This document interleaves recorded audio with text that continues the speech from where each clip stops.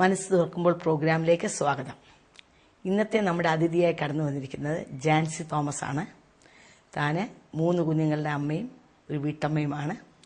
അവർ കുടുംബമായി ചില വർഷങ്ങൾ ഗൾഫിലായിരുന്നു. അവിടെ നിന്ന് ജോലി നിർത്തി നാട്ടിലേക്ക് വന്ന് ഇപ്പോൾ ഇവിടെ ബിസിനസ് ചെയ്യുകയാണ്. അനേക അനുഭവങ്ങളുടെ ഉടമസ്ഥയാണ് പ്രിയ ജാൻസി. ഇപ്പോൾ തന്റെ അനുഭവങ്ങൾ തന്നിൽ നിന്ന് നമുക്ക് നേരിട്ട് കേൾക്കാവുന്നതാണ്. നിങ്ങളുടെ മുമ്പിൽ ഒരു സാക്ഷിയായി എന്നെ ഈ പാപത്തിന്റെ ലോകത്തിൽ നിന്ന്, അന്ധകാരത്തിൽ നിന്ന് അത്ഭുത പ്രകാശത്തിലേക്ക് വിളിച്ച നസറത്തിലെ യേശുവിനെ പറ്റി നിങ്ങളുടെ മുമ്പിൽ പറയുവാൻ എനിക്ക് തന്ന അവസരത്തിനായി ഞാൻ കർത്താവിനെ സ്തുതിക്കുന്നു, സ്തോത്രം ചെയ്യുന്നു. എൻ്റെ ജീവിതത്തിൽ ഒരു പാരമ്പര്യ ക്രിസ്ത്യാനി കുടുംബത്തിൽ ജനിച്ച ഞാൻ, ഒരു കർഷക അധ്യാപകനായിരുന്ന എൻ്റെ പിതാവ്, അദ്ദേഹം പറഞ്ഞതും അദ്ദേഹം എന്നെ ഉപദേശിച്ചതുമായ സകല കാര്യങ്ങളും ഞാൻ ചെയ്തുകൊണ്ട് ജീവിച്ചിരുന്നു. എന്നാൽ എൻ്റെ ജീവിതത്തിൽ ഒരു പ്രതികൂലവും വരികയില്ല എന്ന് ഇപ്രകാരം അദ്ദേഹം പറഞ്ഞിരുന്നു. ഞാൻ എൻ്റെ കുഞ്ഞുങ്ങൾ എൻ്റെ മരണശേഷം മാത്രം കരഞ്ഞാൽ മതി, നിങ്ങൾ ഒരിക്കലും കരയാൻ ഇടവരികയില്ല എന്ന് എൻ്റെ അച്ഛൻ എന്നോട് പറഞ്ഞിരുന്നു. അതെൻ്റെ ഹൃദയത്തിൽ വളരെ സന്തോഷമായിരുന്നു. ഞങ്ങൾക്ക് മാരകമായ രോഗങ്ങളോ സങ്കടങ്ങളോ വരികയില്ല എന്നുള്ളൊരു തോന്നല് ഞാൻ അനേക വർഷങ്ങൾ ജീവിച്ചു. എൻ്റെ ജീവിതത്തിൻ്റെ ജീവിച്ച് കുറച്ച് വർഷങ്ങൾ കഴിഞ്ഞപ്പോൾ അതിൽ നിന്നെല്ലാം വ്യത്യസ്തമായി എൻ്റെ ജീവിതത്തിലേക്ക് കടന്നു വരുന്ന ചില സംഭവങ്ങൾ, അതിനു മുമ്പായി തന്നെ എൻ്റെ ഹൃദയത്തിലുണ്ടാക്കിയ അനേക സംശയങ്ങൾ ഞാൻ നിങ്ങളോട് ഷെയർ ചെയ്യുമ്പോൾ നിങ്ങളുടെ ഹൃദയത്തിലും നിങ്ങളുടെ ജീവിതത്തിലും നിങ്ങൾക്കുണ്ടായ അനേക ചോദ്യങ്ങൾക്ക് മറുപടിയാകുമെന്ന് ഞാൻ കരുതുകയാണ്, ദൈവത്തിൽ ആശ്രയിക്കുകയാണ്. കർത്താവ് പറഞ്ഞിരിക്കുന്നു, അന്ധകാരത്തിൽ നിന്ന് നമ്മളെ അത്ഭുത പ്രകാശത്തിലേക്ക് വിളിച്ച് വേർതിരിച്ച് അവന്റെ സദ്ഗുണങ്ങളെ വിളിച്ചു പറയുവാൻ. അപ്രകാരം അന്ധകാരത്തിലായിരുന്ന ഞാൻ എന്റെ കർത്താവിനെ വിളിച്ച് അവൻ എന്നെ വേർതിരിച്ച് അത്ഭുത പ്രകാശത്തിലേക്ക് വന്നപ്പോൾ എന്റെ ഹൃദയത്തിൽ ഞാൻ എന്റെ കർത്താവിനെ കണ്ടുമുട്ടുന്നതിന് മുമ്പ് തന്നെ എന്ത് അനുഭവത്തിൽ കൂടെ ഞാൻ കടന്നുപോയി എന്ന് നിങ്ങളോട് ഷെയർ ചെയ്യുന്നതിൽ എനിക്ക് വളരെ സന്തോഷമുണ്ട്. അപ്രകാരം എന്റെ ജീവിതത്തിൽ ആദ്യം എന്റെ ഹൃദയത്തിൽ വന്ന ഒരു സംശയമാണ്, വളരെ ചെറുപ്പത്തിൽ തന്നെ, വളരെ ചെറുതായിരിക്കുമ്പോൾ തന്നെ എനിക്ക് അനേക സംശയങ്ങൾ എന്റെ ഹൃദയത്തിൽ ഉടലെടുത്തുകൊണ്ടിരുന്നു. അതിലൊരു സംശയമാണ്, എന്തുകൊണ്ടാണ് ഞാൻ കാണുന്ന സ്വപ്നങ്ങളിൽ എനിക്കൊരു ചലനശേഷി ഇല്ലാത്തതെന്ന് ഞാൻ ആലോചിച്ചുകൊണ്ടിരുന്നു. ഞാൻ ദർശനങ്ങൾ കാണും, പക്ഷെ എന്നെ വളരെ ദുർശക്തികൾ പിന്തുടരുന്നു, ഒരു പാമ്പ് കടിക്കാൻ വരുന്നു എന്നൊക്കെ കാണുമ്പോഴും എനിക്ക് ഓടാൻ കഴിയാത്ത അവസ്ഥ, എനിക്ക് ഒരു മൂവ്മെന്റ് ഇല്ലാത്ത അവസ്ഥ, ഇതെന്റെ ഹൃദയത്തിൽ വളരെ ഭാരമായിട്ട് തന്നെ ഇരുന്നു. എന്തുകൊണ്ടാണ് ആരാണ് ഈ ദർശനം കാണുന്നത്, എന്തുകൊണ്ടാണ് എനിക്ക് രാത്രിയിൽ ഒരു ചലനശേഷി ഇല്ലാത്തത് എന്ന് എന്റെ ഹൃദയത്തോട് തന്നെ ഞാൻ ചോദിച്ചുകൊണ്ടിരുന്നു. അതാണ് എന്റെ ജീവിതത്തിൽ ആത്മാവിനില്ലാത്ത ഒരു ചലനശേഷിയെ പറ്റി എന്റെ ഹൃദയം എന്നോട് തന്നെ സംശയം ചോദിച്ചുകൊണ്ടിരുന്നു. രണ്ടാമത്തെ സംശയം എന്നിൽ ഉടലെടുത്തത്, ഞാൻ എന്റെ മൂത്ത മകന് ഗ്രിഗറി തോമസിനെ ഡെലിവറി ആകുന്ന സമയമാണ്. അവന് ഡെലിവറി ആകുന്ന സമയം 9 months പ്രഗ്നന്റ് ആയ ഞാൻ ഒരിക്കൽ എന്റെ അമ്മച്ചിയോട് പറഞ്ഞു, അമ്മച്ചി എനിക്ക് പെയിൻ തുടങ്ങിയെന്ന്. അമ്മച്ചി പെട്ടെന്ന് സന്തോഷിച്ചുവെങ്കിലും അമ്മച്ചിയുടെ മുഖത്ത് പെട്ടെന്ന് ആ സന്തോഷം മാഞ്ഞിട്ട് അമ്മച്ചിക്ക് ഒരു സങ്കടത്തിലേക്ക് അമ്മച്ചിയുടെ മനസ്സ് തിരിയുന്നത് ഞാൻ കണ്ടു. ഞാൻ ചോദിച്ചു, എന്തുകൊണ്ടാണ് അമ്മച്ചിക്ക്, ഞാൻ എന്തെങ്കിലും പ്രയാസമുണ്ടോ, ബുദ്ധിമുട്ടുണ്ടോ? അന്ന് എന്റെ അമ്മച്ചി എന്നോട് പറഞ്ഞു, നോക്ക്, നാളെ ശരിയല്ല, നാളത്തെ നാളും ശരിയല്ല. ഞാൻ ചോദിച്ചു, അതിന് ഇപ്പോൾ ഞാൻ പ്രസവിക്കാൻ ഞാൻ തീരുമാനിക്കുന്ന ഒരു കാര്യമല്ല, എന്താണ് എന്നിൽ വന്ന കുറ്റം? നിന്റെ കുറ്റമല്ല. ഞാൻ ചോദിച്ചു, ഈ ലോകത്തിലെ ആരെങ്കിലും ഇത് നോക്കാത്ത ജനമുണ്ടോ? ഇത് ശ്രദ്ധിക്കാത്ത ജനമുണ്ടോ? ഇതിനപ്പുറമായി എനിക്ക് എന്തെങ്കിലും ചെയ്യുവാൻ സാധിക്കുമോ? അമ്മ പറഞ്ഞു, ഇല്ല, എല്ലാ ദേശത്തും എല്ലാ രാജ്യത്തും എല്ലാ ജനവും നാളെ നോക്കുന്നു. നീ ജനിക്കുന്ന കുട്ടിക്ക് അവൻ ജനിക്കുന്ന നാളില് ദോഷമുണ്ടെങ്കിൽ നിനക്ക് ദോഷമായി തീരും, അവന്റെ പിതാവിന് ദോഷമായി തീരും, കൂടുതലായി അവന്റെ അമ്മാവന്മാർക്ക്, അങ്കിളുമാർക്ക് ദോഷമായി തീരും. ഇത് എന്റെ ഹൃദയത്തിൽ വളരെ ഒരു സംശയമായി രൂപം കൊണ്ടു. എന്തുകൊണ്ടാണ്? കർത്താവ് പറഞ്ഞിരിക്കുന്നു, ഞാൻ നിങ്ങളെ പിണ്ടാകാരമായിരുന്നപ്പോൾ കണ്ട ദൈവമാണ്. എന്തുകൊണ്ടാണ് ഇവര് ഈ പറഞ്ഞ സംഭവങ്ങള്? ഞാൻ ഡെലിവറി ടേബിളിൽ കിടക്കുമ്പോൾ എന്റെ വയറ്റിൽ എനിക്കുണ്ടായ കൺട്രാക്ഷൻ പെയിനേക്കാൾ എന്റെ ഹൃദയം വേദനിച്ചത് എന്റെ അമ്മ പറഞ്ഞ വാക്കുകളാണ്. എന്റെ അമ്മ പറഞ്ഞ വാക്കുകൾ എന്റെ ഹൃദയത്തിൽ ഇങ്ങനെ മുഴങ്ങിക്കൊണ്ടിരുന്നു. നീ പ്രസവിക്കുന്നത് അഴുക്ക് സമയത്താണെങ്കിൽ ഇവർക്കെല്ലാം ദോഷമാകും. ഞാൻ അതേപ്പറ്റി ചിന്തിച്ചു തുടങ്ങി. ഞാൻ പ്രസവിച്ചു, ആൺകുട്ടിയെ തന്നെ ഞാൻ പ്രസവിച്ചു. അതൊരു ചോദ്യമായി എന്റെ മനസ്സിൽ ഉടക്കി കിടന്നു. വർഷങ്ങൾക്ക് ശേഷം വീണ്ടും ഞാൻ ഒരു പ്രതിസന്ധിയുടെ മുമ്പിൽ വീണ്ടും ചെന്നുണ്ടായി. എനിക്ക് സ്റ്റാഫ് നഴ്സായിട്ട് ഞാൻ വർക്ക് ചെയ്തുകൊണ്ടിരുന്നപ്പം സുൽത്താനത്ത് ഒമാനില് കാബൂസ് ഹോസ്പിറ്റലില് പീഡിയാട്രിക് വാർഡില് ജെ ബ്ലോക്കിൽ വർക്ക് ചെയ്തുകൊണ്ടിരുന്ന ഞാൻ ജെ ബ്ലോക്കില് ഒരു കുട്ടിയെ HIV ബാധിതയായ ഒരു കുട്ടിയെ കൊണ്ടുവന്നു. ആ കുട്ടിയെ കൊണ്ടുവന്ന് അതിന് കാനുല ഇൻസേർഷന് വേണ്ടി ഡോക്ടർ എന്നെ വിളിച്ചു. കാനുല ഇൻസേർഷന് ഡോക്ടർ എന്നോട് പറഞ്ഞു, നീ ഒരു ഗ്ലൗസ് ധരിക്കുന്നത് നല്ലതായിരിക്കും. ഗ്ലൗസ് ധരിക്കുന്നത് നല്ലതായിരിക്കും എന്ന് പറഞ്ഞപ്പോൾ ഗ്ലൗസ് ധരിക്കാൻ വേണ്ടി ഞാൻ പോയി ഗ്ലൗസ് ധരിച്ച് തിരിച്ചു വന്ന് ഞാൻ ആ കുട്ടിക്ക് അസിസ്റ്റ് ചെയ്തുകൊണ്ടിരുന്നു. കുട്ടിക്ക് കാനുല ഇൻസേർഷൻ കഴിഞ്ഞ കുട്ടിയെ തിരിച്ചു കൊണ്ടുപോയി ഞാൻ ശേഷം പ്രൊസീജിയറിന് വേണ്ടി എന്റെ ഗ്ലൗസ് കയ്യിൽ നിന്ന് ഊരിക്കൊണ്ടിരുന്ന സമയം അവനെ കുത്തി അതേ നീഡില് എന്റെ കയ്യിലേക്ക് തുളച്ചു കയറുണ്ടായി. എന്റെ ഹൃദയത്തില് പെട്ടെന്ന്, ഞാൻ എന്റെ 3ാമത്തെ കുട്ടി പ്രഗ്നന്റ് ആണ്, പെട്ടെന്ന് എന്റെ ഹൃദയത്തിൽ ഭയങ്കര വേദന ഉണ്ടായി. അടുത്ത ഒരു ഭീതിയുടെ ആത്മാവ് എന്നെ വലയം ചെയ്തു.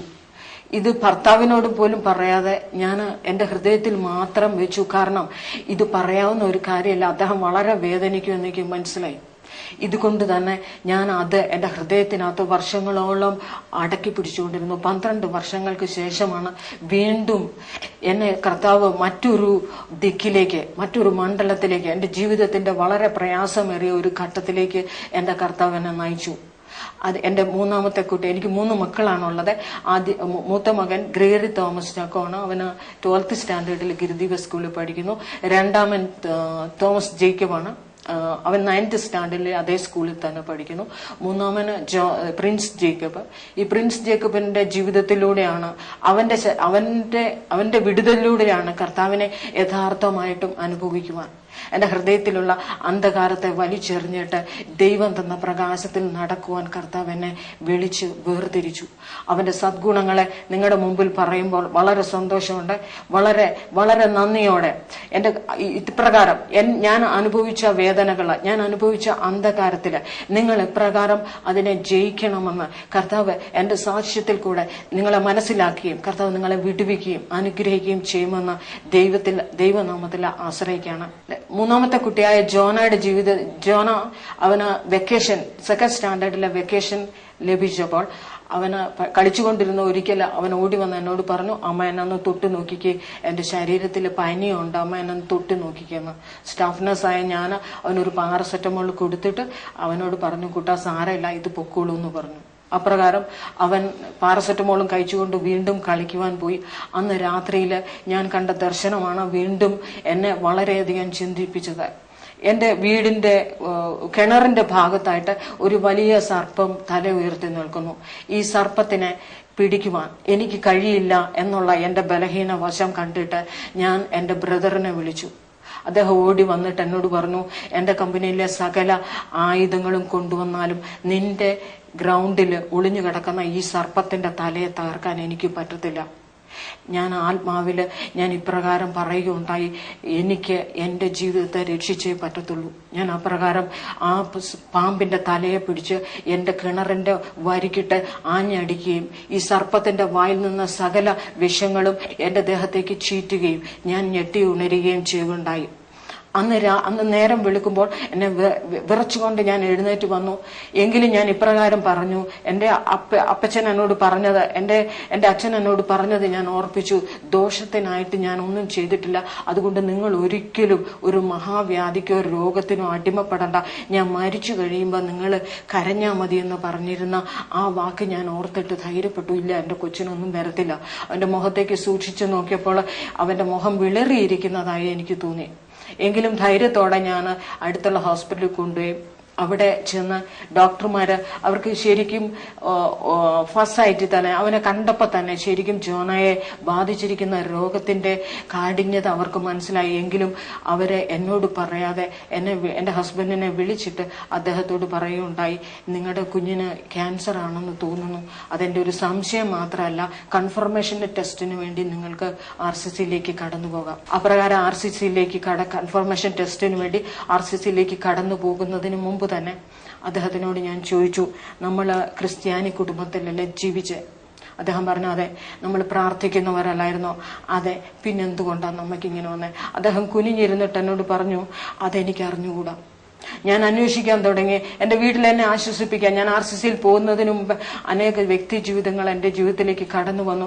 അവരെന്നെ ആശ്വസിപ്പിക്കാൻ അതീവ ശ്രദ്ധയോടെ സംസാരിച്ചു കൊണ്ടിരുന്നു. ഞാൻ വളരെ ശ്രദ്ധയോടെ അവരുടെ മുഖത്തേക്ക് നോക്കി.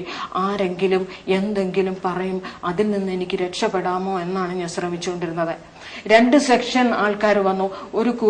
ഒരു സെക്ഷൻ എന്നോട് പറഞ്ഞു, അതെന്റെ കൂട്ടർ തന്നെയാണ്. അവരെന്നോട് പറഞ്ഞു, നീ യോബ് നീ വായിച്ചിട്ടുണ്ടോ ബൈബിളിനകത്ത്? ഞാൻ പറഞ്ഞു, ഉണ്ട്. യോബിന്റെ 10 മക്കളെയും ദൈവം ഒരേ ദിവസം വിളിച്ചു. അതുകൊണ്ട് ഈ 10 മക്കളെയും ദൈവം വിളിച്ചപ്പം യോബ് ഇപ്രകാരം പറഞ്ഞു, യഹോവ തന്നു, യഹോവ എടുത്തു, യഹോവയുടെ നാമം വാഴ്ത്തപ്പെടുമാറാകട്ടെ എന്ന് യോബ് പറഞ്ഞു. അതുകൊണ്ട് നമുക്ക് വന്നിരിക്കുന്ന കഷ്ടമെല്ലാം സഹിക്കാൻ നമ്മൾ തയ്യാറാകണം എന്ന് അപ്രകാരം അവരെന്നെ ആശ്വസിപ്പിച്ചു. എനിക്ക് ആശ്വാസം കൊള്ളുവാനായില്ല. ഞാൻ അവരോട് തിരിച്ചു ചോദിച്ചു, ഞാൻ നിഷ്കളങ്കയല്ല, ഞാൻ നീതിമാനല്ല, ഞാൻ കേവലം സ്ത്രീ മാത്രമാണ്. എനിക്ക് അങ്ങനെ യോബിനെ പോലെ പ്രാർത്ഥിക്കാൻ പറ്റത്തില്ല. ഇവനെ എടുത്തോ എന്ന് പറയുവാനുള്ള പക്വത എനിക്കില്ല എന്ന് പറഞ്ഞ് ഞാൻ അവരോട് സംസാരം നടത്തി. എന്നാൽ അടുത്ത സെക്ഷൻ വന്നു.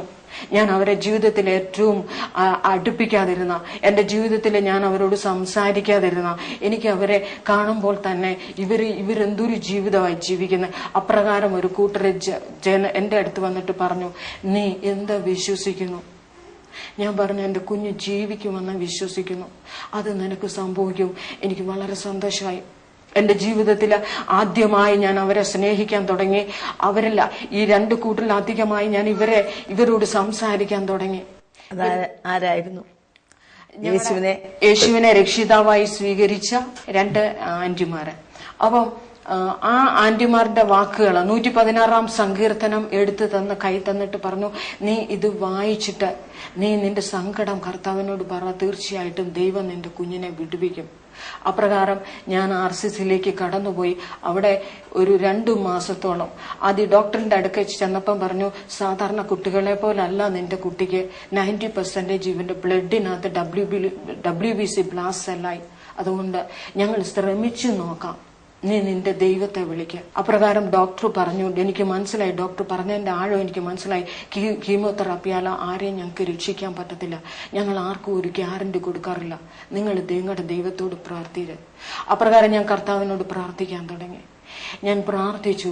ഞാൻ കുമ്പസാരിക്കുന്നത് പോലെ ഞാൻ ദൈവസന്നദ്ധിയിലെ ഞാൻ തന്നെ എന്റെ കർത്താവിന്റെ അടുത്തേക്ക് കടന്നു ചെന്നിട്ട് ഞാൻ എന്റെ പാപങ്ങൾ വിളിച്ചു പറയുവാൻ തുടങ്ങി. ഞാൻ പറഞ്ഞത് 3 മാസത്തോളം തുടർച്ചയായി ഞാൻ ദൈവസന്നദ്ധിയിൽ കുമ്പസാരിച്ചു കൊണ്ടേയിരുന്നു. അവൻ എന്റെ ഹൃദയത്തോട് ദർശനങ്ങളാൽ ഇടപെട്ടുകൊണ്ടേയിരുന്നു. അവ ഇവൻ യഥാർത്ഥമായും ജീവിക്കുന്ന ദൈവമെന്ന് അറിയുവാൻ തക്കവണ്ണം അവൻ എന്റെ ഹൃദയത്തോട് സംസാരിച്ചു കൊണ്ടിരുന്നു. ഒരിക്കൽ കീമോതെറാപ്പിയുടെ 10 ഇഞ്ചക്ഷൻ ഉള്ളതിൽ 10ാമത്തെ ഇഞ്ചക്ഷൻ്റെ അന്ന് ജോനയുടെ കൗണ്ട് 800-ന് താഴെ പോകുന്ന ഒരവസരം വന്നു. ഡോക്ടർ പറഞ്ഞു, ഇതുപോലെ സ്റ്റേബിൾ ആയാൽ ജോനായിക്ക് തിരിച്ച് WBC കൗണ്ട് കൊണ്ടുവരണമെങ്കിൽ ഞങ്ങൾ ഒരു ഇഞ്ചക്ഷൻ കൊടുക്കേണ്ടി വരും. ഞാൻ കർത്താവിനോട് പ്രാർത്ഥിച്ചു, കർത്താവേ, നിനക്ക് പ്രവർത്തിക്കാനുള്ള സമയമെന്ന് ഞാൻ പ്രാർത്ഥിക്കുന്നു. നിനക്ക് പ്രവർത്തിക്കാനുള്ള സമയമെന്ന് ഞാൻ അറിയുന്നു. അന്ന് രാത്രി വളരെ സന്തോഷകരമായ ഒരു ദർശനം കണ്ടാണ് ഞാൻ ഉണർന്നത്. ഞാനും ജോനയും കിടക്കുന്ന കട്ടിലെ രാത്രിയിൽ സ്വർഗത്തിലേക്ക് എടുക്കപ്പെടുന്ന ഒരു കാഴ്ച. ദൈവം എന്നോട് എന്തോ സംസാരിച്ചു. പക്ഷെ എനിക്ക് അറിഞ്ഞുകൂടാ കർത്താവ് എന്താ പറഞ്ഞെന്ന്. എനിക്കൊന്നും അറിയാമായിരുന്നു. രാജാവ് വന്നിട്ടുണ്ട്, അവൻ എന്തെങ്കിലും എനിക്ക് തരാതെ അവൻ മടങ്ങിപ്പോയിട്ടില്ല എന്ന് ഞാൻ ഉറച്ചു വിശ്വസിച്ചു. രാവിലെ ജോനയുടെ കൗണ്ട് നോക്കി, അത് 1200-ലേക്ക് എത്തി. അവിടെ നിന്ന് ജോനയുടെ കൗണ്ട് ഇന്നേ വരെ ഇവ 3000, 3500, 4000 അങ്ങനെ ഉയർന്ന കൗണ്ട് ഇന്നേ വരെ ജോനയുടെ ബ്ലഡ് കൗണ്ട് താഴോട്ട് പോയിട്ടില്ല. ജോന സന്തോഷമായി എന്റെ കൂടെ ആയിരിക്കുന്നു. അപ്പം ദൈവരാജ്യത്തിന്റെ മർമ്മങ്ങളെ പറ്റി തിരിച്ചറിയുവാൻ ഞാൻ കർത്താവിന്റെ സന്നദ്ധിയിൽ നിലവിളിച്ചപ്പോൾ കർത്താവ് എന്റെ പാപങ്ങളെ കഴുകി. RCCയിൽ വെച്ചാണ് മോക്കൊരു പ്രത്യേക അനുഭവം ഉണ്ടായത്. അതെ, ഒന്ന് പറഞ്ഞാട്ടെ. RCCയില് ജോനയുടെ കൗണ്ട് കുറഞ്ഞ ദിവസം ഞാൻ ദൈവസന്നിധിയിൽ പ്രാർത്ഥിക്കുകയും സ്വർഗത്തിലേക്ക് എടുക്കപ്പെടുന്ന ഒരവസ്ഥയും ഉണ്ടായി. അപ്പോൾ എനിക്ക് മനസ്സിലായി, എന്റെ കർത്താവ് എന്തോ തന്നു എന്നല്ലാതെ എന്താണെന്ന് വ്യക്തമായി മനസ്സിലായില്ല. അത് ജോനയ്ക്ക് ഒരു രോഗസൗഖ്യമായിരുന്നു എന്ന് അനേക മാസങ്ങൾ കഴിഞ്ഞ് എനിക്ക് മനസ്സിലായി. അപ്പോ ഈ ജോനയ്ക്കുണ്ടായ ആ അത്ഭുത വിടുതലിനെ പറ്റി ഞാൻ കർത്താവിനോട് വീണ്ടും ചോദിച്ചുകൊണ്ടിരുന്നു. ജോനയ്ക്ക് എന്തെങ്കിലും പനിയോ എന്തെങ്കിലും അസ്വസ്ഥതയോ ഉണ്ടാകുമ്പോൾ എന്റെ ഹൃദയത്തിലുണ്ടായിരുന്ന സംശയത്തെ പറ്റി ഞാൻ കർത്താവിനോട് പറഞ്ഞു. ഒരിക്കലും വീട്ടിൽ വെച്ച് ജോന ശക്തമായിട്ട് ബെഡ് കിടന്ന് ചുമച്ചുകൊണ്ടിരുന്ന ജോനയുടെ മുഖത്തോട്ട് നോക്കിയിട്ട് എന്റെ ഹൃദയത്തിന്റെ ആഴങ്ങളിൽ നിന്ന് ചോദിച്ചു, നീ വിശ്വസിക്കുന്നു എങ്കിലും നിന്റെ ഹൃദയത്തിൽ സംശയമില്ലേ? ഞാൻ പറഞ്ഞു, ആരോ എന്നോട് ചോദിക്കുന്നത് പോലെ എനിക്ക് തോന്നി. ഞാൻ തന്നെ എന്നോട് ചോദിച്ചു, നീ വിശ്വസിക്കുന്നു എന്ന് പറയുകയും നിന്റെ ഹൃദയത്തിന്റെ ആഴത്തിൽ നിന്ന് ഒരു അവിശ്വാസം നിനക്ക് വളരുകയും ചെയ്യുന്നില്ലേ? ഞാൻ പറഞ്ഞു, ഉണ്ട്. ഞാൻ ദൈവസന്നിധിയിൽ വീണ്ടും ഇരുന്നിട്ട് പറഞ്ഞു, ഞാൻ കട്ടിലിൽ കിടക്കുന്നില്ല, ഞാൻ തറയിൽ കിടന്നോളാം കർത്താവേ. കാരണം ഈ അവിശ്വാസം എന്നെ കൊല്ലും, ഈ അവിശ്വാസം എന്റെ മനസ്സിൽ വളരുന്നു. അപ്രകാരം പറഞ്ഞുകൊണ്ട് തന്നെ ഞാൻ കട്ടിലിൽ നിന്ന് തറയിലേക്ക് ഒരു തലയിണ വെച്ച് ഞാൻ ഉറങ്ങി. ആ ഉറക്കത്തിൽ വളരെ മനോഹരമായ ഒരു ദർശനം എന്റെ കർത്താവ് എനിക്ക് തരികയുണ്ടായി. കർത്താവ് എന്നെ ആത്മാവിനാൽ RCCയിലേക്ക് എടുത്തുകൊണ്ടുപോയി. ഈ ഒരു തൂവൽ കണക്കെ ഈ ലോകത്തിൽ നിന്ന് RCCയിലേക്ക് സഞ്ചരിച്ചപ്പോൾ ഞാൻ വിചാരിച്ചു, ഞാൻ ഈ ലോകത്തിൽ നിന്ന് മാറ്റപ്പെട്ടു പോയി എന്ന് കരുതി. ഞാൻ RCCയിലേക്ക് എടുക്കപ്പെടുന്ന ഒരവസ്ഥ എനിക്ക് വളരെ സന്തോഷമുണ്ടായി. കാരണം ആത്മാവിനാൽ ആദ്യത്തെ ആത്മാവിന്റെ എടുക്കപ്പെടുന്ന ഒരവസ്ഥയിലേക്ക് എന്നെ ദൈവം നയിച്ചു. അവിടെ RCCയിൽ എത്തി ഒരു സ്ഥലത്ത് തന്നെ, ഒരു പ്രത്യേകമായ ഒരു സ്ഥലത്തേക്ക് ദൈവത്തിന്റെ ആത്മാവ് എന്നെ നയിച്ചു. അവിടെ എന്റെ വലത്തുഭാഗത്ത് ആരോ ഉള്ളതുപോലെ എനിക്ക് അനുഭവപ്പെട്ടു. ആ അനുഭവപ്പെടലിന്റെ ഞാൻ ആരാന്ന് നോക്കുന്നില്ല, പക്ഷെ എന്റെ കൂടെ ആരോ ഉള്ളത് ഞാൻ അറിഞ്ഞു. ഞങ്ങളുടെ മുമ്പിൽ നിൽക്കുന്ന വ്യക്തി ജീവിതത്തെ ഞാൻ നോക്കി. എനിക്ക് RCCയിലെ ക്യാൻസർ പേഷ്യന്റ് അതേ അപ്പിയറൻസ് തോന്നി. ഞാൻ എന്റെ മനസ്സിൽ ഇങ്ങനെ പറഞ്ഞു, ഇത് പക്ഷെ ഒരു ക്യാൻസറിന്റെ പേഷ്യന്റ് ആയിരിക്കാം എന്ന് പറഞ്ഞപ്പോൾ എന്റെ റൈറ്റിൽ നിൽക്കുന്ന വ്യക്തി എന്നോട് പറഞ്ഞു, ഇത് ക്യാൻസറിന്റെ പേഷ്യന്റ് അല്ല, ഇതാണ് ക്യാൻസറിന്റെ ആത്മാവ് എന്ന് പറഞ്ഞു.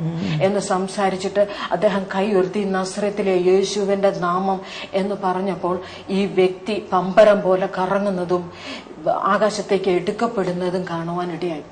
ഈ ദർശനത്തോടെ പെട്ടെന്ന് ഞാൻ ഉണരുകയായിരുന്നു. എന്റെ ഹൃദയമെടുപ്പ് എനിക്ക് ശക്തമായി കേൾക്കുവാൻ സാധിച്ചു.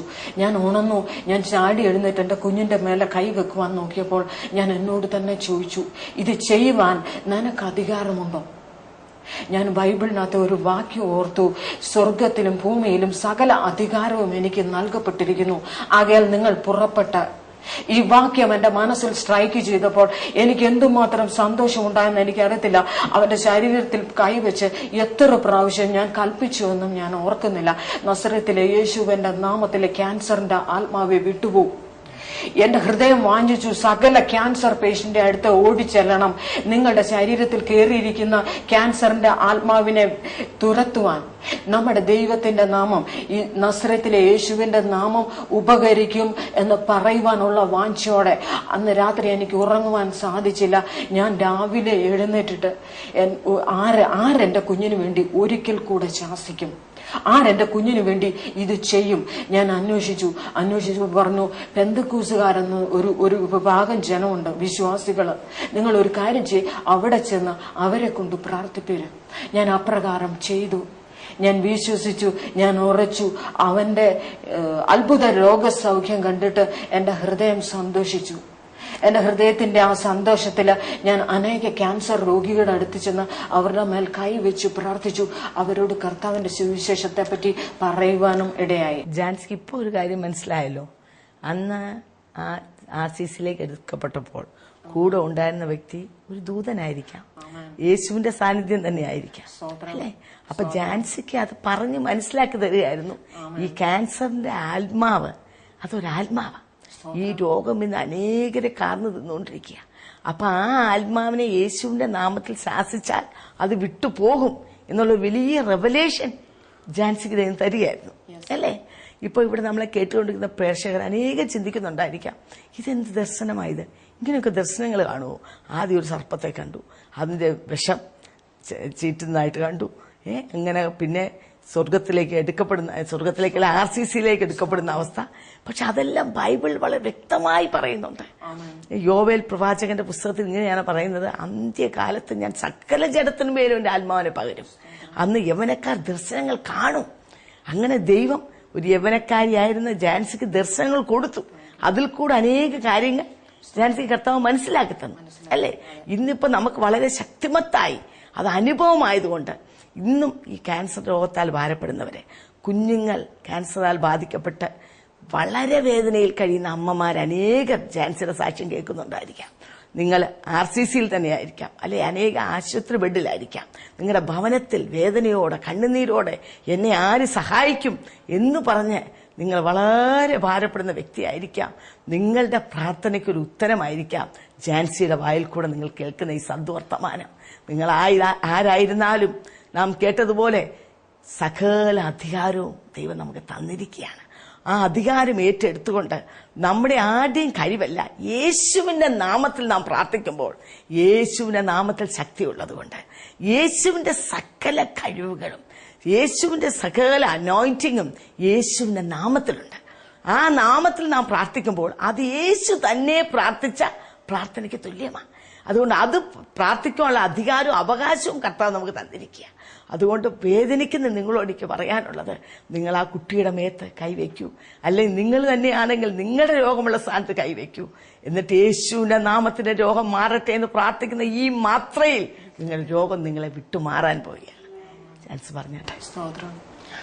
അപ്രകാരം അത്ഭുത സൗഖ്യം എന്റെ ഹൃദയത്തിൽ തിരിച്ചറിഞ്ഞപ്പോൾ ആ RCCയിൽ വെച്ച് എന്റെ കർത്താവ് എന്നോട് സംസാരിച്ചു എന്ന് എന്റെ ഹൃദയത്തിൽ എനിക്ക് ഉറപ്പായി. അവന്റെ വചനം ഞാൻ എന്റെ കൂടെ കൊണ്ടു നടന്നു. ഏത് വചനം നമ്മളോട് ഇടപെട്ടത്? സുവിശേഷം വായിക്കുമ്പോഴാണ് എനിക്കൊരു സന്തോഷം കിട്ടിയത്. കാരണം പഴയ നിയമത്തിലേക്ക് കടക്കുമ്പോൾ പഴയ നിയമത്തെ ഗ്രഹിക്കുവാനോ മനസ്സിലാക്കുവാനോ പെട്ടെന്ന് എനിക്ക് സാധിച്ചില്ല. പക്ഷെ പുതിയ നിയമത്തിലെ വാക്യങ്ങളിലേക്ക് ഞാൻ ആഴങ്ങളിൽ ഇറങ്ങിയപ്പോൾ ഭയത്തിന്റെയും ഭീതിയുടെയും ആത്മാവിനെ നസറത്തിലെ യേശുവിന്റെ നാമത്തില് അധികാരത്താലെ ഓടിക്കാമെന്ന് എന്നോട് ദൈവം വചനത്തിൽ കൂടെ സംസാരിക്കുകയുണ്ടായി. അപ്രകാരം അന്ധകാരത്തെ മാറ്റി തന്ന ദൈവം എന്റെ ഹൃദയത്തിനകത്തുണ്ടായിരുന്ന സകല അന്ധകാരത്തെയും വചനമെന്ന വെളിച്ചത്താൽ തുടച്ചു നീക്കിയപ്പോൾ കർത്താവ് എന്റെ ഹൃദയത്തെ സ്വാതന്ത്ര്യപ്പെടുത്തി. വചനം ഇപ്രകാരം പറയുന്നു, സത്യം നിങ്ങൾ അറിയുകയും സത്യം നിങ്ങളെ സ്വാതന്ത്ര്യപ്പെടുത്തുകയും ചെയ്യും. എനിക്ക് വലിയൊരു സ്വാതന്ത്ര്യം എന്റെ ഉള്ളിൽ അനുഭവപ്പെട്ടു. കാരണം എനിക്കിത് പറയുവാൻ, ജനത്തിന്റെ മുമ്പിൽ എനിക്ക് നിൽക്കുവാൻ ഒരു വലിയ ധൈര്യം, ഒരു വലിയ സ്വാതന്ത്ര്യം എന്റെ മേൽ ദൈവം ഏൽപ്പിച്ചു. അവൻ എന്നെ തെരഞ്ഞെടുത്തതും അവൻ എന്നെ വിളിച്ചതും വചനത്തിൽ കൂടെ എനിക്ക് മനസ്സിലാക്കുവാൻ സാധിച്ചു. അപ്രകാരം ഞാൻ എന്റെ ഭർത്താവിന്റെ അടുത്ത് ചെന്നു, എന്റെ ഹസ്ബൻഡിന്റെ അടുത്ത് ചെന്നിട്ട് ഞാൻ ഈ സാക്ഷ്യം, ഞാൻ കടന്നുപോയ വഴികളൊക്കെ അദ്ദേഹത്തിനോട് പറഞ്ഞു. അദ്ദേഹം പറഞ്ഞു, നമ്മുടെ ഡിനോമിനേഷനിൽ തന്നെ നിന്ന് ദൈവത്തെ സേവിക്കുവാൻ നമുക്ക് സാധിക്കുകയില്ലയോ എന്ന് ചോദിച്ചു. ഞാൻ പറഞ്ഞു, അങ്ങനെ പല ജാതികളെയും ഒരു അതിരുകളില്ലാത്ത ഒരിടത്തേക്ക്, അതിരുകളില്ലാത്ത ഒരു സ്നേഹത്തിലേക്ക് ദൈവം എന്നെ വിളിച്ചു. അവൻ എന്നെ തെരഞ്ഞെടുത്തു എന്ന് ഞാൻ അറിയുന്നു. അപ്പോസ്തലനായ പൗലോസ് ഇപ്രകാരം പറഞ്ഞു, ഞാൻ ആരെ അറിയുന്നു എന്ന് ഞാൻ അറിയുന്നു. എന്റെ കർത്താവ് എന്നെ സ്നേഹിക്കുന്നു എന്ന് അറിഞ്ഞപ്പോൾ എനിക്ക് എന്റെ ജാതിയോ എന്റെ മതമോ എന്റെ കുലമോ ഒരു വലിയ കാര്യമായി തോന്നിയില്ല. കഷ്ടപ്പെടുന്ന, വേദനിക്കുന്ന, രോഗത്താല്, ഭാരത്താല് ബുദ്ധിമുട്ട് അനുഭവിക്കുന്ന സകല ജാതിയുടെ അടുത്ത് ക്രിസ്തുവിന്റെ സ്നേഹത്തെ പറ്റി പറയുവാൻ അനേക ജനങ്ങൾ ഭീതിയുടെ ആത്മാവിനാൽ അനേകരെ അടിച്ചമർത്തിയിട്ടിരിക്കുന്ന ആ അവസ്ഥയിൽ നിന്ന് അവരെ വിടുവിക്കാൻ വേണ്ടി കർത്താവ് എന്നെ വിളിച്ച് വേർതിരിച്ചിരിക്കുന്നു എന്ന് മനസ്സിലായപ്പോൾ ധൈര്യത്തോടെ ദൈവസന്നിധിയിൽ താഴുവാനും ദൈവസന്നിധിയിൽ സ്നാനപ്പെടുവാനും തക്കവണ്ണം കർത്താവ് എനിക്ക് ഇടയാക്കി. അപ്രകാരം ദൈവസന്നിധിയിൽ ആയിരിക്കാൻ തക്കവണ്ണം കർത്താവ് ഒരു കൃപ നൽകി. ദർശനങ്ങളാൽ ദൈവം ഇപ്പോഴും ഞങ്ങളെ നയിച്ചുകൊണ്ടിരിക്കുന്നു. നമ്മൾ വളരെ വിലപ്പെട്ട ഒരു സാക്ഷ്യം കേട്ടുകൊണ്ടിരിക്കുക. ഇപ്പോൾ ജാൻസിക്ക് പറയാൻ കഴിയും, ഞാൻ കഷ്ടതയിലായത് എനിക്ക് ഗുണമായി, അല്ലേ? അവൻ എന്നെ വിശാലതയിലേക്ക് കൊണ്ടുവന്നു. അപ്പൻ സ്നേഹിക്കുന്ന മക്കളെ ശിക്ഷിക്കുന്നു. നമ്മുടെയൊക്കെയും ജീവിതങ്ങൾ വിവിധങ്ങളായ പരീക്ഷണങ്ങൾ കൂടെ, കണ്ണുനീരിൽ കൂടെ ഒക്കെയും കടന്നു പോകുമ്പോൾ കർത്താവ് നമ്മളെ സ്നേഹത്താൽ ഒന്ന് തൊടുന്നതായിരിക്കാം പല അവസരങ്ങളും. അപ്പൻ ശിക്ഷിക്കാത്ത മക്കളില്ലല്ലോ. അപ്പൊ അപ്പന്റെ ശിക്ഷയെ നിരസിക്കരുത്. ഇങ്ങനെയുള്ള വിവിധ അനുഭവങ്ങളിലൂടെ ദൈവത്തെ അറിയുവാനും നമുക്ക് ഏറ്റവും ആവശ്യം നാം നിത്യതയിൽ പോയി എത്തുക എന്നുള്ളതാണ്. നാം ദൈവത്തിന്റെ വചനത്തിൽ വായിക്കുന്നുണ്ട്, കർത്താവ് പറയുന്നു, ഞാൻ നിങ്ങൾക്ക് സ്ഥലമൊരുക്കുവാൻ പോകുന്നു. ഞാൻ പോയിട്ട് സ്ഥലം ഒരുക്കി കഴിഞ്ഞ് ഞാൻ വന്ന് ഞാൻ ഇരിക്കുന്ന സ്ഥാനത്ത് നിങ്ങളെ ഇരുത്തുവാൻ വരും. മനോഹര കൊട്ടാരങ്ങൾ കർത്താവ് നമുക്ക് വേണ്ടി ഒരുക്കിക്കൊണ്ടിരിക്കുക. എന്നാൽ ഈ ലോക ജീവിതത്തിൽ ഇതിൻ്റെതായ ബന്ധപ്പാടുകൾ, ലോക ഇൻപങ്ങളിൽ മുഴുകി നാം മുമ്പോട്ട് പോകുമ്പോൾ നമ്മുടെ അറ്റൻഷനെ ഒന്ന് പിടിച്ചു പറ്റുവാനാണ് പലപ്പോഴും കർത്താവ് നമ്മളെ പ്രത്യേക അവസ്ഥകൾ കൂടെ കടത്തിവിടുന്നത്. ആ ഒരു കൊച്ചടി കൊള്ളുമ്പോൾ ഇടയന്റെ കയ്യിലുള്ള വടിയുണ്ട്. ഇടയൻ ആടിനെ അടിക്കുമ്പോൾ അത് എന്തിനാണെന്ന് മനസ്സിലാക്കി ആട് നേരെയുള്ള പാതയിൽ പോയാൽ പിന്നെ അടി കൊള്ളത്തില്ല. എന്നാൽ പിന്നെയും വഴി തെറ്റിപ്പോയാൽ പിന്നെയും അടി കൊള്ളും. എന്നാൽ ഒരു കൊച്ചടി വരുമ്പോൾ എന്തിനാണെന്ന് മനസ്സിലാക്കി ആ നല്ല ഇടയന്റെ പാദപീഠത്തിലേക്ക് തിരിയുമെങ്കിൽ ആ നിത്യഭവനത്തിലേക്ക്, ആ മനോഹര രാജ്യത്തിലേക്ക് നമ്മളെ എത്തിക്കുവാൻ തക്കവണ്ണം ഈ ലോകത്തിൽ ഈ പാന്താവുകൾ കൊടുക്കുകയും കർത്താവ് നമ്മളെ കടത്തി വിടുകയാണ്. ജാൻസിയുടെ അനുഭവം നമുക്കൊരു മാർഗദർശിയായി തീരട്ടെ. നമ്മുടെ വിഷയങ്ങൾക്ക് വിടുതൽ യേശുവിന്റെ പക്കലുണ്ട്. നമ്മുടെ രോഗത്തിന് സൗഖ്യം യേശുവിന്റെ നാമത്തിലുണ്ട്. അതുകൊണ്ട് മനസ്സ് പതറാതെ ഉറപ്പോടെ, ധൈര്യത്തോടെ, വിശ്വാസത്തോടെ അടിയുറച്ച് നമുക്ക് മുന്നേറാം. ദൈവം നമ്മെ അനുഗ്രഹിക്കട്ടെ എന്ന് പറഞ്ഞുകൊണ്ട് ഞങ്ങളുടെ വാക്കിൽ നിന്ന് വിരമിച്ചുകൊള്ളും.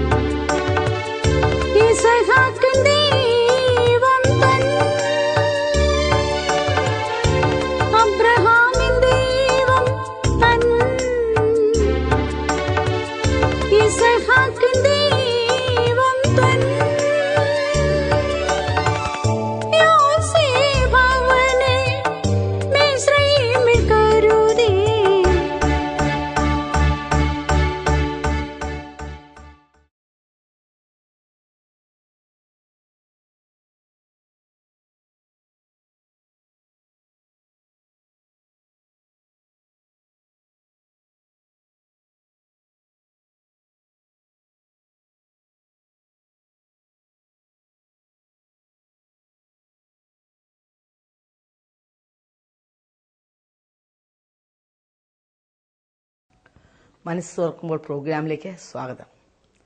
കുടുംബങ്ങളിലും സമൂഹത്തിലും പലപ്പോഴും അവഗണിക്കപ്പെടുന്ന വ്യക്തിയാണല്ലോ സ്ത്രീ. എന്നാൽ വിശുദ്ധ വേദപുസ്തകം സ്ത്രീയെക്കുറിച്ച് പറയുന്നത് അവളുടെ വില മുത്തുക്കളും ഏറും എന്നാണ്. കുട്ടിക്കാലത്ത് മാതാപിതാക്കൾക്ക് വാത്സല്യമുള്ള പുത്രി, പിന്നീട് ഭാര്യ, മരുമകൾ, അമ്മ, അമ്മായി അമ്മ, വല്യമ്മച്ചി, ഇങ്ങനെ പോകുന്നു സ്ത്രീയുടെ വിവിധ റോളുകൾ. എന്നാൽ ഈ ഓരോ ഘട്ടങ്ങൾ കൂടെയും കടന്നു പോകുമ്പോൾ അനേക അനുഭവങ്ങളിൽ കൂടെ, വേദനിക്കുന്ന അവസ്ഥകളിൽ കൂടെ, മുറിവുകൾ കൂടെ ഒക്കെയും സ്ത്രീ കടന്നു പോകേണ്ടി വരുന്നു. എന്നാൽ ഇതിൻ്റെയൊക്കെ മധ്യത്തിൽ മനസ്സ് പതറാതെ, സമനില തെറ്റാതെ, ജയകരമായി തങ്ങളുടെ ജീവിത നൗക തുഴഞ്ഞു കയറിയ അനേക വനിതകൾ തങ്ങളുടെ ജീവിതാനുഭവങ്ങൾ പ്രേക്ഷകർക്കായി മനസ്സ് തുറക്കുമ്പോൾ എന്ന പ്രോഗ്രാമിലൂടെ പങ്കുവയ്ക്കുന്നു. ഈ അനുഭവങ്ങൾ അനേക കഷ്ടങ്ങൾ കൂടെയും കണ്ണുനീരിൻ്റെ അവസ്ഥകൾ കൂടെയും ഭാവിയെക്കുറിച്ച് യാതൊരു പ്രത്യാശയുമില്ലാതെ പകച്ചു നിൽക്കുന്ന എൻ്റെ പ്രിയ പ്രേക്ഷകർക്ക് ഒരാശ്വാസമായും മാർഗദർശിയായും തീരട്ടെ എന്ന് ഞാൻ ആത്മാർത്ഥമായി പ്രാർത്ഥിക്കുന്നു.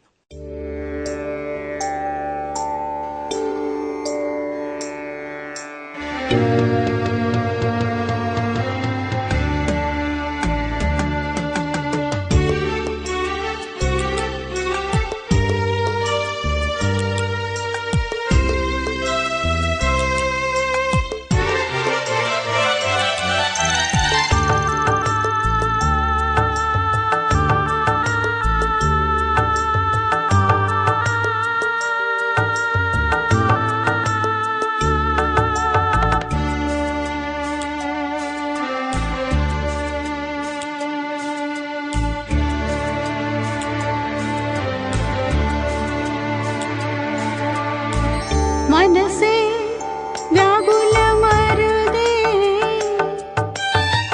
കരുതാൻ നിനക്കവൻ മനമടുത്തുണ്ട്.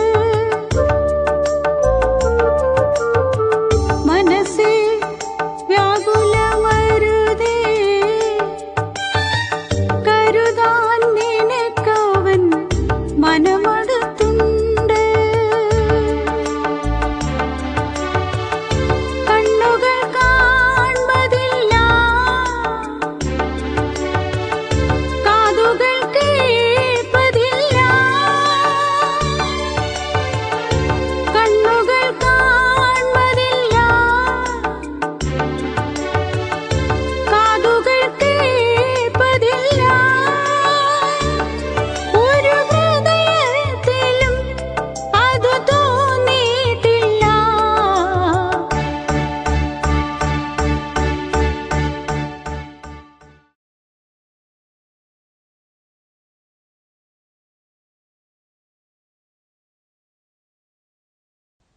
മനസ്സ് തുറക്കുമ്പോൾ പ്രോഗ്രാമിലേക്ക് സ്വാഗതം.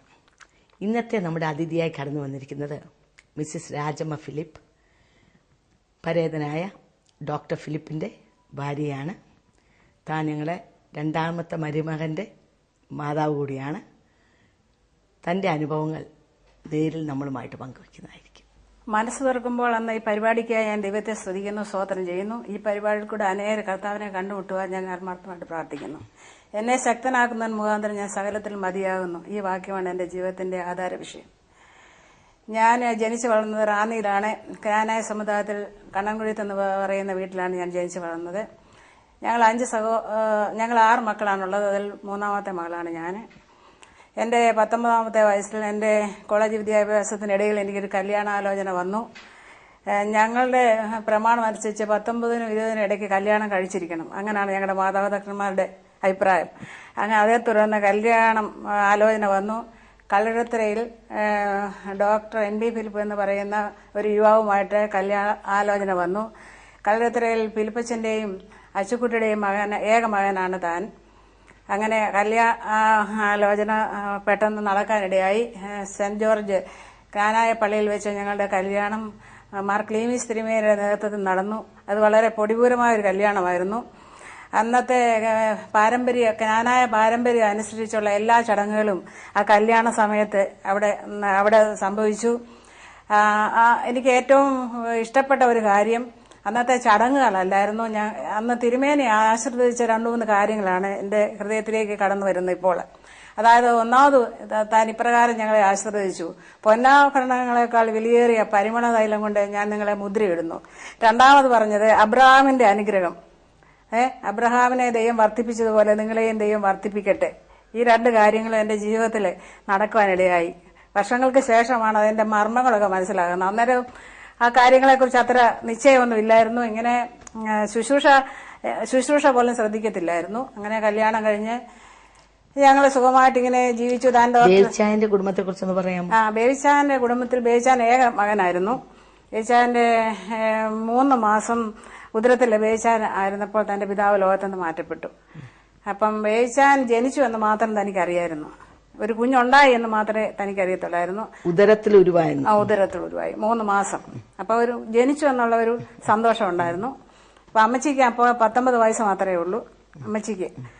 ഈ കുഞ്ഞിനെ ജനിച്ചപ്പോൾ 3 മാസം ആയപ്പോഴാണല്ലോ തന്റെ പിതാവ് മരിക്കുന്നത്. അപ്പൊ അമ്മച്ചിക്ക് വളരെ ദുഃഖമുണ്ടായി, വളരെ പ്രയാസമുണ്ടല്ലോ. സ്വാഭാവികമായിട്ട് വളരെ ദുഃഖത്തിലും പ്രയാസത്തിലും അമ്മച്ചി ജീവിച്ചെങ്കിലും അമ്മച്ചി അത് 10 മാസം ചുമന്ന കുഞ്ഞിനെ പ്രസവിച്ചു.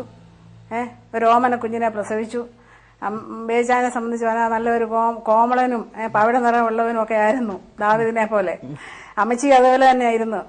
അപ്പം അമ്മച്ചിയുടെ ബേബിച്ചാന്റെ പിതാവും അതേ രീതിയിലായിരുന്നതുകൊണ്ട് താനും വളരെ സൗന്ദര്യമുള്ളവനായിട്ടാണ് ജനിച്ചത് കുഞ്ഞിലെ.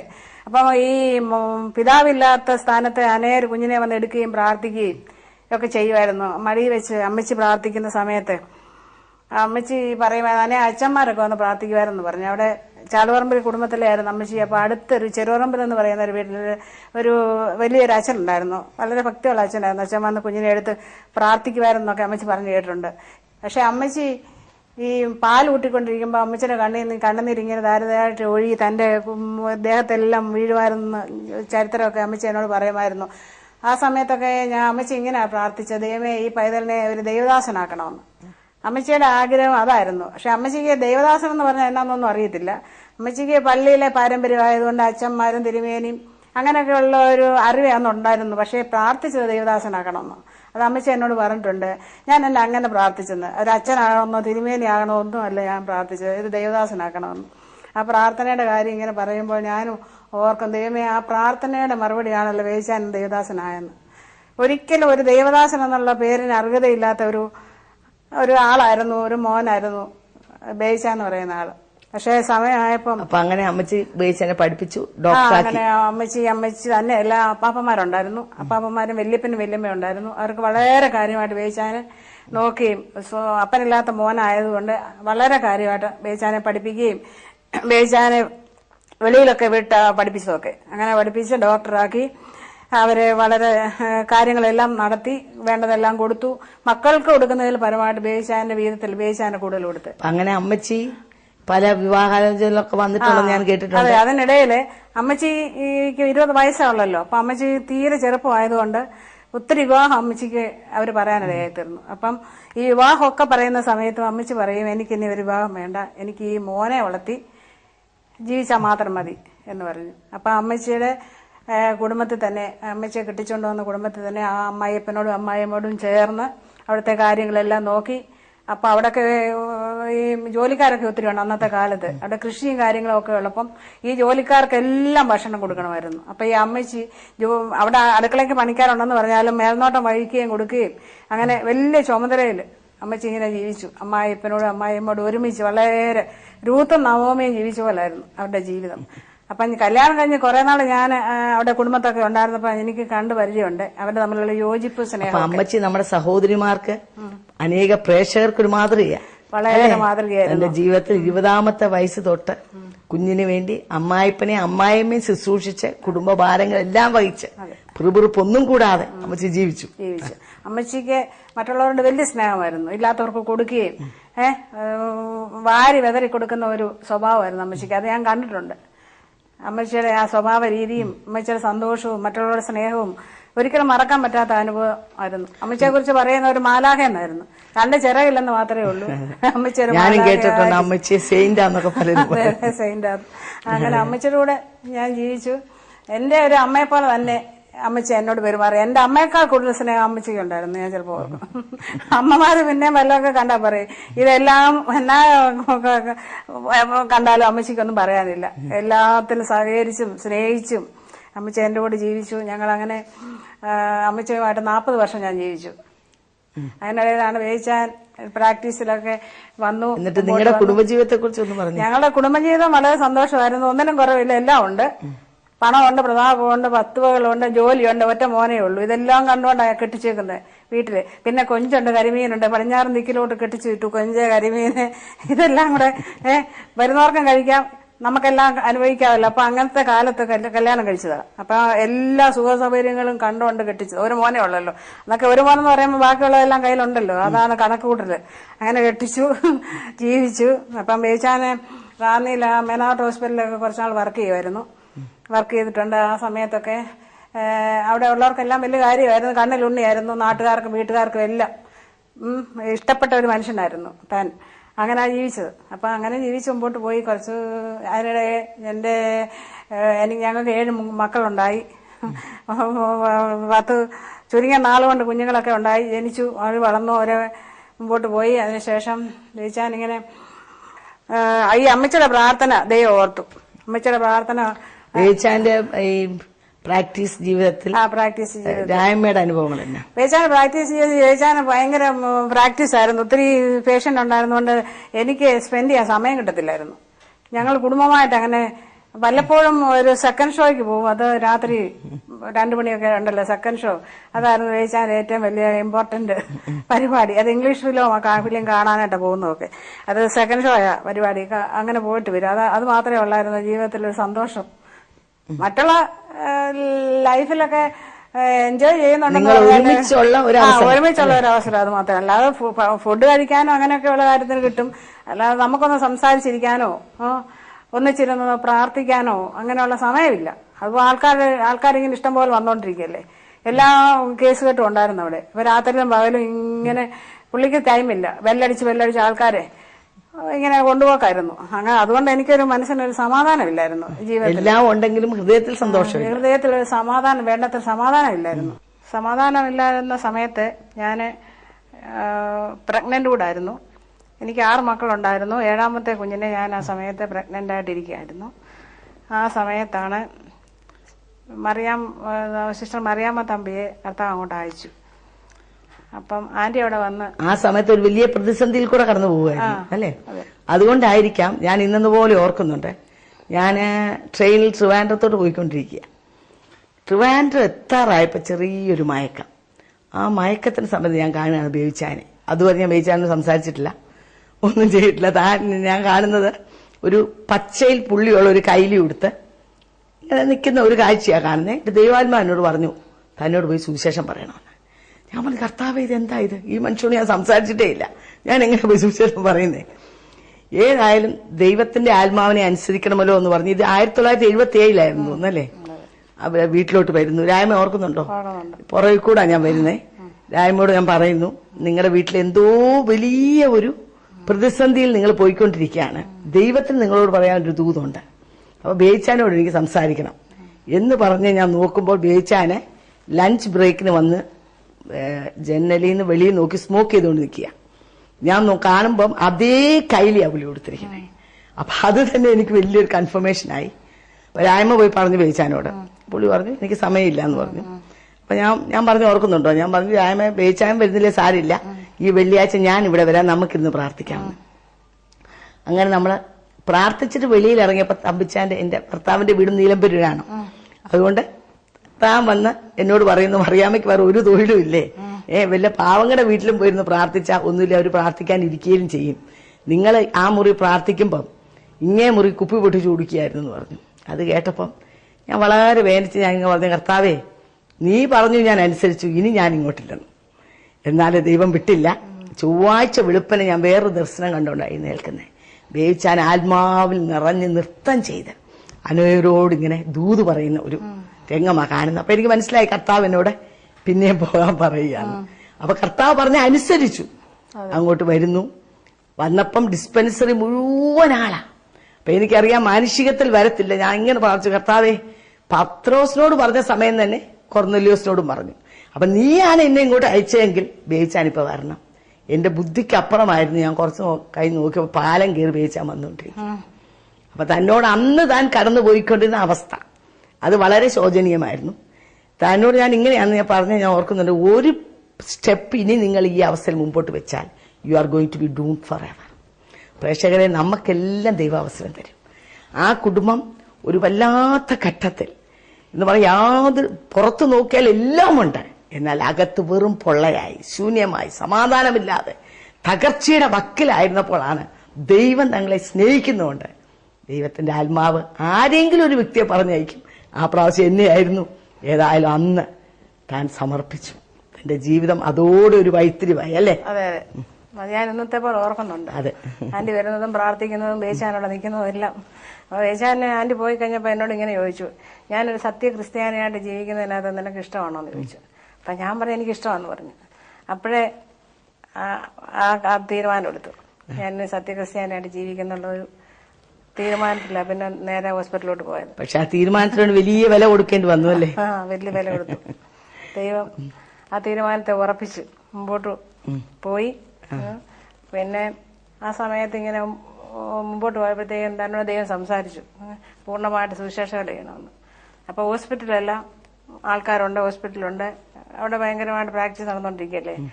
അപ്പം അതൊന്നും കണക്കാക്കാതെ പുള്ളി ആശുപത്രിയെല്ലാം വിടാൻ തീരുമാനിച്ചു. 7 കുഞ്ഞുങ്ങളും പ്രായമുള്ള അമ്മയും ഭാര്യയും. അതെ, ചുറ്റുപാടുള്ളവരും വീട്ടുകാരും എല്ലാം ഇതെന്നാ ആത്മീയമാ, ഇങ്ങനെയാണോ ആത്മീയം, ഇതേതാണ്ട് അസുഖമാന്ന് പറഞ്ഞ് കളിയാക്കാൻ തുടങ്ങി. വേച്ചാന് ഏതാണ്ട് പറ്റിയതാന്ന് പറഞ്ഞു. ഞാൻ ഓർക്കുന്നുണ്ട് വേച്ചാൻ ഇങ്ങനെ ഇത് കരയുന്നത് അല്ലേ? അതെ, അപ്പം വേച്ചാൻ ഇങ്ങനെ പ്രാർത്ഥിക്കുമ്പോഴെല്ലാം ഇങ്ങനെ കരയുമായിരുന്നു. എപ്പോഴും ഇങ്ങനെ കരയുമ്പോൾ ഞാൻ വിചാരിക്കും ഇതെന്തിനാ ഇങ്ങനെ പ്രാർത്ഥിക്കുന്നത്, ഇത് മാത്രം കരയേണ്ട കാര്യം എന്നാന്ന് ചിന്തിച്ചിട്ടുണ്ട്. സാധാരണ അങ്ങനെ പുരുഷന്മാരും അങ്ങനെ കരഞ്ഞ് പ്രാർത്ഥിക്കുന്ന കണ്ടിട്ടില്ല. സാധാരണ സ്ത്രീകളല്ലേ കൂടുതലും കരയുന്നത്. അപ്പോൾ ഞാനിങ്ങനെ ചോദിക്കും തന്നെ ഇങ്ങനെ കരയെന്ന് ചോദിക്കുമ്പം ദൈവം എന്നെ സ്നേഹിച്ചോണ്ടാണ് ഞാൻ കരയുന്നത്, അല്ല മറ്റൊന്നും കൊണ്ടല്ല എന്നോട് പറഞ്ഞു. ദൈവസ്നേഹത്തിന് മുമ്പുള്ള കരച്ചിൽ. അതെ, ദൈവം എന്നെ സ്നേഹിക്കുന്നുണ്ട്. അപ്പം മുഖം എല്ലാം ചുമന്ന് കവളെല്ലാം വീർത്തിരിക്കുവേ. ആ സമയത്ത് നല്ലപോലെ വെളുത്താണ്ട് ഇങ്ങനെ. അതെ, അപ്പൊ എനിക്ക് പേടിയായിരുന്നു ഇങ്ങനെ കരയുന്നെന്ന്. എനിക്ക് പോലെ അത്രയും കരച്ചില്ല ആ സമയത്തൊന്നും. എന്നോടും പറഞ്ഞ് ഞാൻ ഓർക്കുന്നുണ്ട്, ഇത്രയും പാപിയായി എന്നെ എങ്ങനെ ദൈവത്തിന് സ്നേഹിക്കാൻ കഴിയും. അപ്പൊ ഇന്ന് അനേകർക്ക് പാപബോധം വന്നാലും ആ ദൈവ സ്നേഹത്തെ കുറിച്ചൊരു തകർച്ച ഉണ്ടാകുന്നില്ല. കർത്താവിന്റെ സ്നേഹത്തിന്റെ മുമ്പിൽ നമ്മളൊന്നുമില്ല. ആ സ്നേഹത്തെ ഓർത്താൽ നമുക്ക് നിശ്ചയമായും നമ്മുടെ ഹൃദയം തകർന്നു പോകും. അതെ, അങ്ങനെ കുറച്ചുനാൾ മുമ്പോട്ട് പോയി.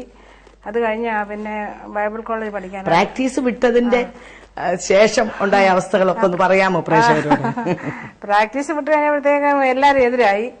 ഇത് അബദ്ധം കാണിച്ചില്ല, ഇത്രയും നല്ലൊരു മനുഷ്യന് ഈ ജോലിയെല്ലാം കളഞ്ഞേച്ച് ചുമ്മാ ഇങ്ങനെ ബൈബിളും പിടിച്ചോണ്ട് ഇങ്ങനെ നടക്കുന്നത്. വലിയ വരുമാനം ഉണ്ടായിരുന്ന സ്ഥാനത്ത് പിന്നെ എങ്ങനെ 7 കുഞ്ഞുങ്ങളെ വളർത്തി?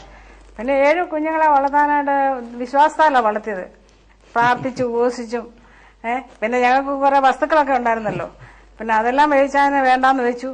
അതിന്റേതായ വരുമാനം എല്ലാം ഇങ്ങനെ വന്നുകൊണ്ടിരുന്നു. കുഞ്ഞുങ്ങൾക്ക് വേണ്ടി ആഹാരം എല്ലാം കൊടുക്കുന്നത് നിർബന്ധമായിരുന്നു. അതുകൊണ്ട് ഒന്നും കുറയ്ക്കത്തില്ലായിരുന്നു. ഫ്രൂട്ട്സും പാലും അതൊക്കെ ആവശ്യത്തിന് ഉപരിയായിട്ട് മേടിച്ച്, കുഞ്ഞുങ്ങൾക്കെല്ലാം അസുഖം വരുമെന്ന് അറിയാമല്ലോ ഡോക്ടറല്ലേ, അങ്ങനെ കൊടുത്തോണ്ടിരുന്നു. അപ്പൊ ഇതെല്ലാം വിറ്റിട്ടാണ് ഇതെല്ലാം ചെയ്യുന്നത്. എന്റെ സ്വർണ്ണങ്ങളെല്ലാം വിറ്റു.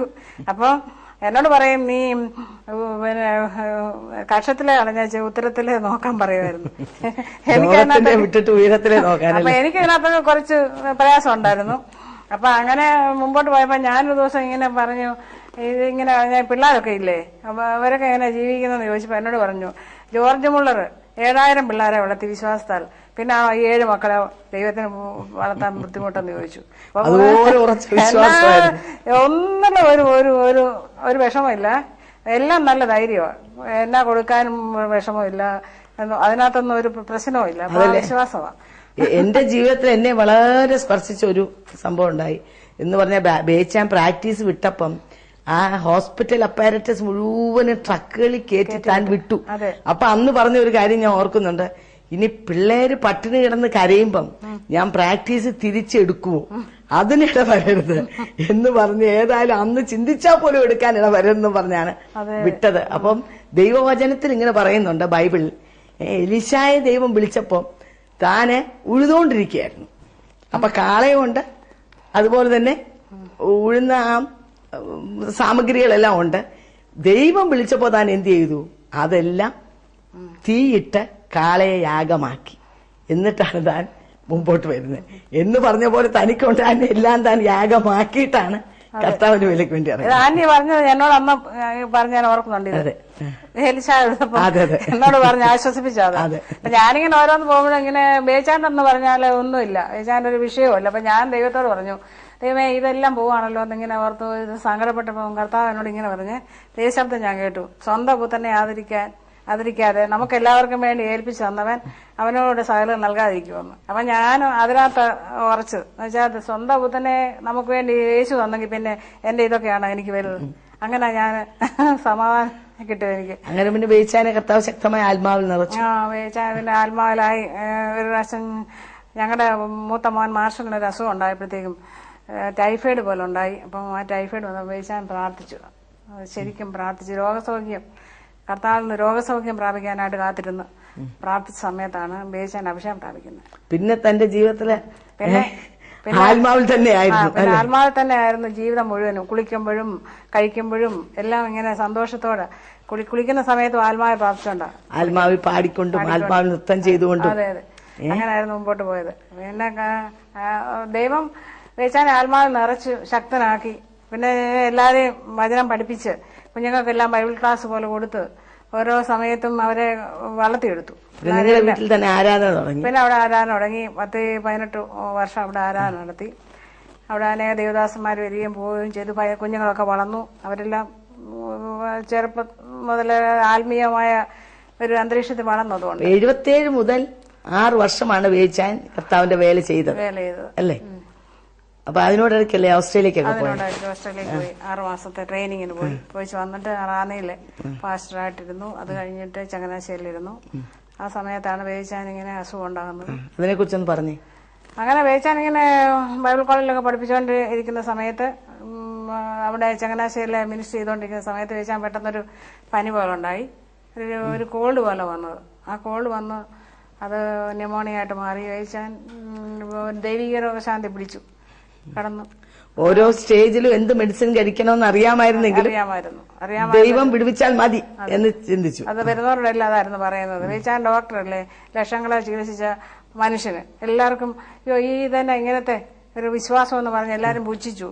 കൂട്ടരും നാട്ടുകാരും വീട്ടുകാരും എല്ലാം എതിർത്തു. ആ സമയത്ത് 40 ദിവസം അങ്ങനെ അസുഖമായിട്ട് കിടന്നല്ലോ.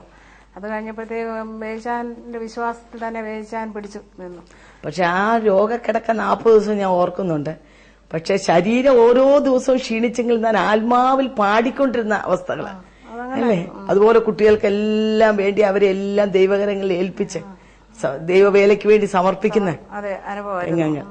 അങ്ങനെ 40 ദിവസത്തെ ഇങ്ങനെ വേച്ചാന്റെ കിടക്കെ കിടന്നോടെ ദൈവത്തെ ആരാധിക്കുകയും എല്ലാവരും പ്രാർത്ഥിക്കാൻ വരികയൊക്കെ ചെയ്ത സമയത്ത് 40 ദിവസമായപ്പം ഞാനിങ്ങനെ ചോദിച്ചു, വേച്ചാൻ ഇപ്പം 40 ദിവസമായല്ലോ, ഗുരുവിനേക്കാൾ മീതിയല്ലല്ലേ ശിഷ്യൻ, ഇനിയിപ്പം എഴുന്നേക്കണം എന്ന് ഞാനിങ്ങനെ പറഞ്ഞു വേച്ചാനോട്. അപ്പൊ എന്റെ അടുത്ത വാക്യം ഗുരുവിനോളം മതിയെന്നാ. അതെനിക്ക് അന്നേരം അറിയത്തില്ല.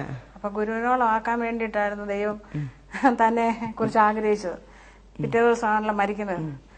30-ാം തീയതി മരിക്കുന്നു, 31-ാം തീയതി അടക്കുന്നു. ഓഗസ്റ്റ്.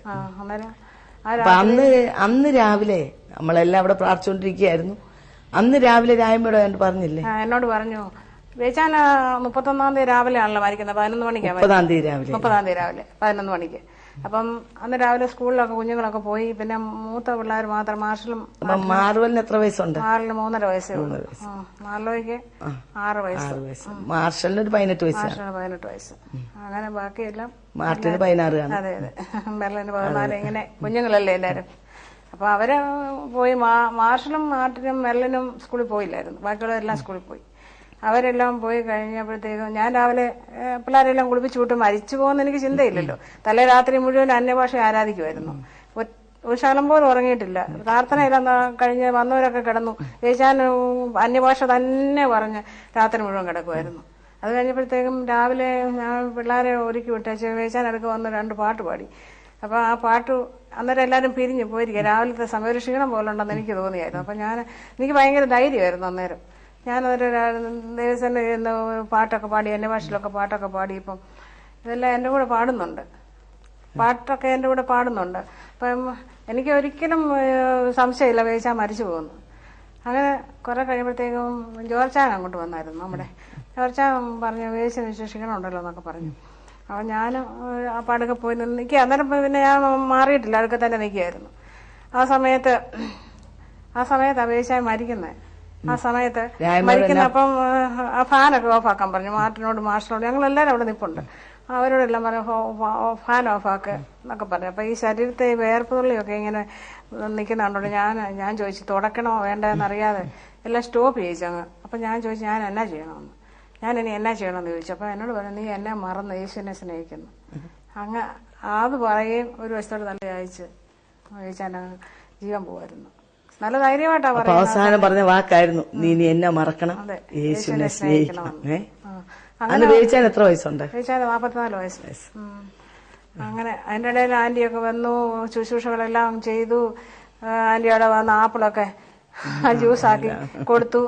അപ്പൊ ഞാൻ പറഞ്ഞില്ലേ സിസ്റ്റർമാരില്ലേ, എന്നെ ആന്റി കണ്ടൊരു സിസ്റ്ററിനെ പോലെ വന്നിട്ടുണ്ട്. വേവിച്ചാന് സ്വന്തമായിട്ട് പെങ്ങന്മാരില്ലായിരുന്നല്ലോ. പെങ്ങന്മാരെ പോലെ സ്നേഹിക്കുന്നവരുണ്ടായിരുന്നു. എന്നാലും ഈ സമയത്തൊക്കെ വേവിച്ചാൻ്റെ അടുക്ക് നിൽക്കാനായിട്ട് ആർക്കും ധൈര്യമില്ലായിരുന്നു. വീട്ടുകാരൊക്കെ വന്നേച്ചങ്ങ് പോവും. ഇവിടെ പ്രാർത്ഥനയൊക്കെ നടക്കുന്ന കണ്ടുകൊണ്ട് അവര് കാണുക കേൾക്കുക എന്നല്ല വേറൊരു കാര്യത്തിന് അവർക്ക് ധൈര്യമില്ലായിരുന്നു. ശരിയായ്മ ഇപ്പൊ വേവിച്ചാൻ പോയിട്ട് ഇപ്പൊ എത്ര വർഷമായി?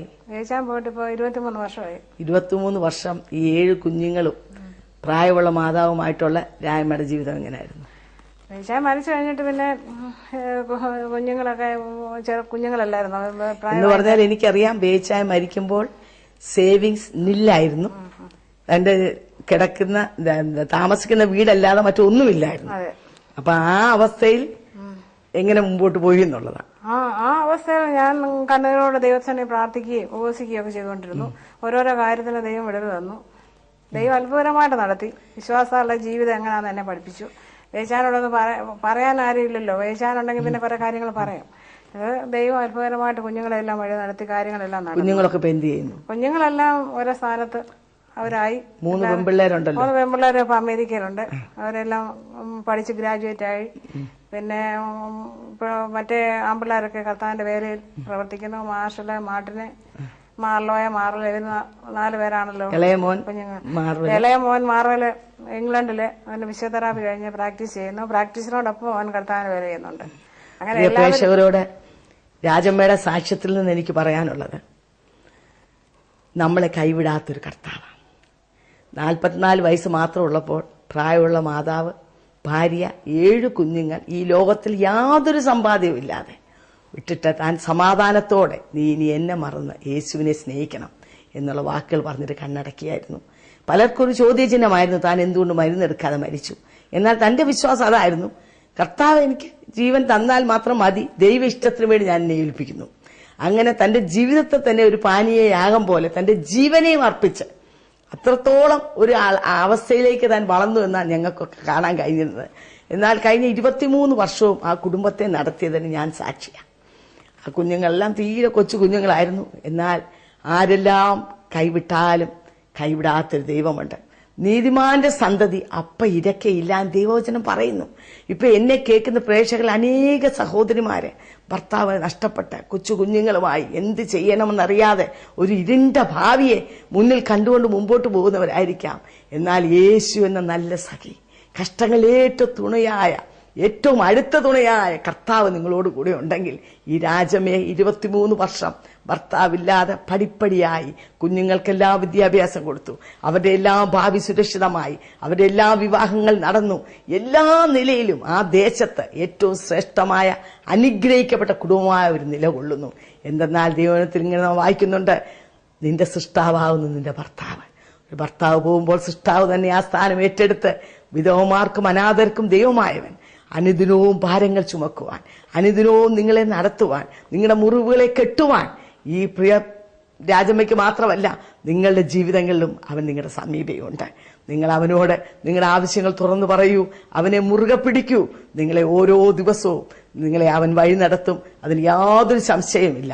അതിനായി നിങ്ങളെ ആഹ്വാനം ചെയ്തുകൊണ്ട് എന്റെ വാക്കിൽ നിന്ന് വിരമിച്ചു.